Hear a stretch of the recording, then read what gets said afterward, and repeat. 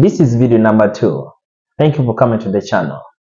Now in this video series, I was trying to document my experience with doing internship for my master's program in bioinformatics.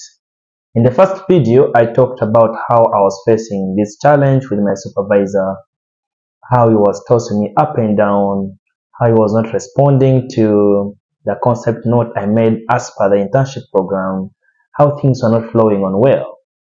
And it was not a good experience in that first week, and we had a lot of shoulder rubbing, let me call it so. But I decided to then schedule a meeting with him because I realized we were not going anywhere.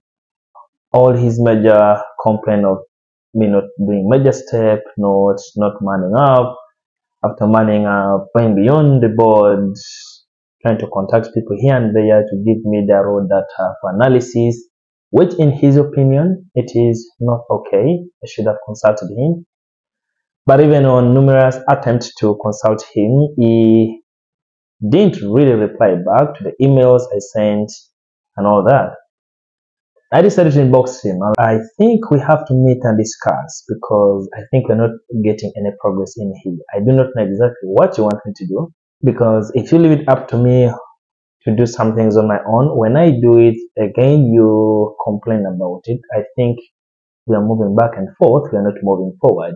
We agreed, we scheduled, we had a meeting, and he didn't change. He was like, no, I understand that you did not take what I was saying to you well. You didn't fully understand what I wanted you to do. I said, no, I wanted you to only work on the 5 samples I gave you. For people watching this for the first time, I'm working on raw data. It is presumed to be for an influenza virus, but the assumption is that because the samples were gotten from patients, then it was sequenced, a metagenomic sequencing, the shotgun technology. We are supposed to, first check for the abundance of the different microorganisms in that sample, then specifically determine if there is presence of influenza virus. That was majorly the top thing that we need to do there. But initially he had requested I go and download more other 215 sequences from GSAID, which is a database that stores sequence data. Then I add on the 5 to give it 220, then I work on those ones. But because of login details that failed with the GSAID, he didn't help me. I contacted the original owner of the raw data. He complained as to why I contacted the person instead of informing him. Yet I informed him he was aware. During the meeting, he changed. He was like, no. I didn't necessarily wanted you to only get those data set from the database. If you had failed to get those data sets, you could use other databases that may have similar data sets. So you didn't have to only stick with what I had informed you. You could try something else. That's what changed. But I was like, why didn't you tell me this earlier? We spent about a week back and forth. I sent you the email informing you that things were failing. You could have made these suggestions earlier so that we move forward. Then also he was like, no, also I saw the scope of your work was a bit high and it was beyond the time allocated for this internship. You wouldn't be able to finish. But again, I asked him, I sent you my concept note. You were supposed to read as a supervisor, make comments, and let's say, give me a reply. You can tell me that based on your objectives, your workload is high, reduce and do this and this and this. It is too heavy. I placed it even in the email I sent you, but you didn't get back. And now you're just telling me that my concept or my work is too heavy to be done within the 2 months for internship. If I had not scheduled a meeting with you, meaning you would not tell me, meaning I would only be working behind the scene and I would get stuck at the end of the day. That is not very fair. I also told him there are so many attempts. I've also tried other things, and when I contact you, rather than you giving a humble advice, all you have been doing is, did you try this? Did you try the other one? This is a graduate program. You need to push yourself, do things on your own. And you as my advisor, is that if at times something is not working out, put me in the right path. Say, try this one. This is the direction to go. This one here will help you. This one failed because of this. You just leave me out of the blue. And when I do something on my own, still there's no appreciation coming in there.